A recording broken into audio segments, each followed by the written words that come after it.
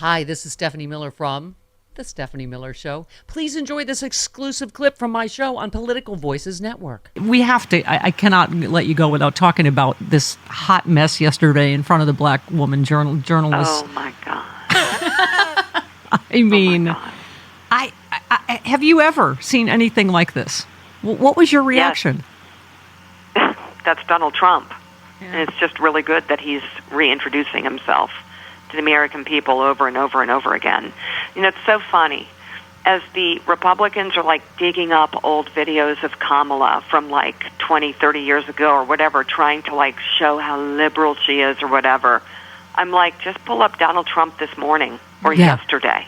Yeah. And you'll get crazy on top of a little racism, mix in a little divisiveness, and then sprinkle on, I don't know, pardoning January 6th convicted criminals and calling them hostages. I don't even know what category to put that in. Yeah. Dictator is what I'd put it in.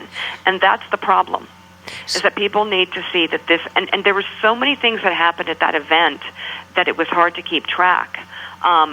It's important to note that not only did he behave and say things that were divisive and racist about the Democratic candidate's background. Obviously, she went to a historically black college. She's always identified herself as exactly who she is. And if you check out her campaign account, they have a very great clap back that speaks for itself to what Donald Trump said about her.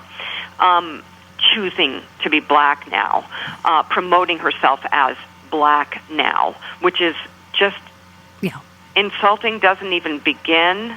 Breathtakingly racist. Something else I want to point to something else he said, because there was so much there. It's almost like, you know, he hides in plain sight the desire to be a dictator. Yeah. And one of the journalists asked him about the January 6th, quote, hostages, the convicted criminals that he has promised to pardon. And he kept sidetracking and saying there were other people who did things at the Capitol, and look at this and look at that and look at this and look at that. But she kept pressing him. And she said, well, what do you mean you would pardon them? How would you decide this immunity that they would be given? And he said, well, you know, people would decide. I would decide. You'd have to decide. You know, if someone has been mistreated, I would have to decide. A group of people would decide. In there, he kept saying, I myself. So is he telling us that he's going to decide who goes to jail and who doesn't? Of course. And what definition does that kind of person fill? Right. So you interviewed Kamala Harris last month exclusively. You also interviewed her on stage for your 50 over 50, right, in the Know Your Value conference in San Francisco, 2018. You have always been a woman ahead of your time, like me. I was for Kamala in 2020, and you said, I think Harris should run for president. That was back then. And so Harris talked about being called hysterical, how society views ambitious women in her interview with you. She said, there is in our society to this day a suggestion if you're an ambitious woman, you're flawed. They use the words hysterical or other words like bitch. That must have been an interesting conversation with her, because I'm out here in California, Mika. I've always been a huge Kamala Harris fan. Yeah, no, I've been following her for a long time, and she actually was the headline speaker at my Know Your Value conference in San Francisco in 2018, and she actually talked about making a bid for the presidency for the first time on that stage. Then I interviewed her 4 years ago for the first U.S. 50 over 50 list, and we put her on the cover of Forbes and interviewed her for that. And what was so great about that prophetic moment of putting her on the cover of Forbes and headlining the 50 over 50 list as we get into our fourth year, Kamala Harris at age 59 is the young, fresh face of presidential politics. Yeah. So ain't life delicious? Yeah. And can I just say something? I'm a childless dog lady sitting here, and you asked her, what's going to help you to decide whether or not you're going to run for president? This was back in the interview you talked about, Mika. Yeah. And she said, I'll tell you what it'll be. My husband, Doug, is here. We have a daughter and a son, Ella and Cole. And I'm very, very, very close to my family, all members of my family, and will ultimately be a family decision. It is hard to put into words how deeply offensive this whole childless discussion is. Well, right? She has a family. She has children. Her family is valid. Of course. Yeah. Of course. I mean, they this J.D. Vance, Tucker Carlson love affair, or whatever you want to call it, they make a practice of gaslighting people and of triggering them.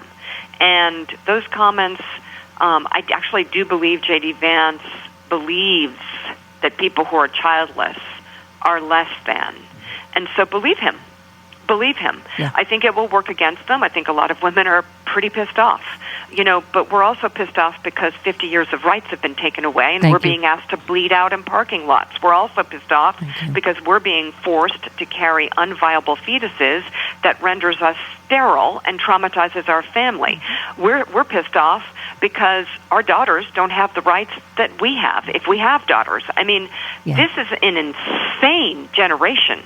The Trump generation that has twisted American politics, injected it with disinformation, and taken away the rights of women, rights that we've had for 50 years, and rights that we need in order to be healthy, in order to survive. And we got these two white guys telling us what we're doing wrong.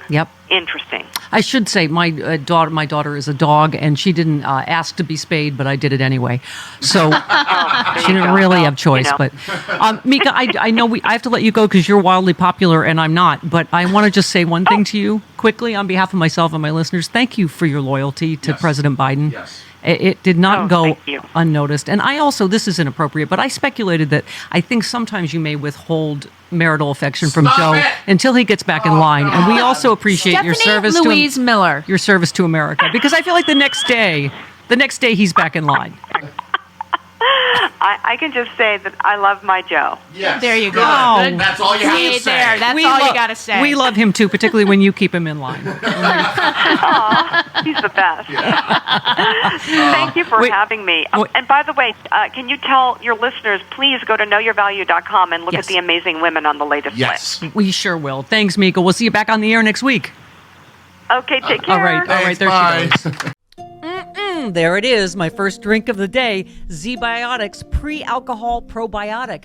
Many of you know my story. I stopped drinking wine for 3 years during COVID, during the lockdown as part of a health reset. Now I drink wine in moderation, but this is an amazing new product. I've always believed in probiotics. And Z-Biotics, check this out. You drink just one of these. It's the world's first genetically engineered probiotic. It was invented by PhD scientists to tackle rough mornings after drinking. I am using this and I feel great in the morning. I don't have to worry if I have an extra glass of wine, I still feel great in the morning. Here's how it works. When you drink, alcohol gets converted into a toxic byproduct in the gut. I've always had acid reflux problems. It is this byproduct, not dehydration, that's to blame for your rough next day. Z-Biotics produces an enzyme to break this byproduct down. All I know is it works. It is Z-Biotics Pre-Alcohol Probiotic. Go to zbiotics.com/politicalvoices or scan the QR code on the screen right now.